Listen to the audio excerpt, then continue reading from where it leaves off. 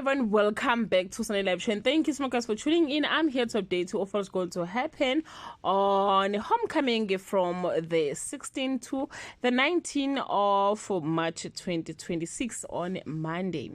Yes, if he saw things, he has finally received the answers he was looking for, but Makwanyane explodes.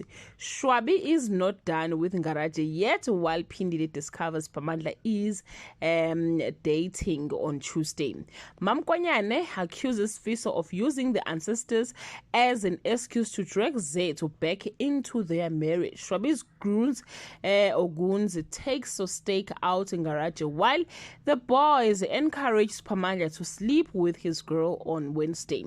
Shwabi does not take lightly to the captain accusations. Sifiso begs Makumede to plead his case to Makwanyane, and Nomalanga is conflicted, feeling pressured into proving her love for Pamandla.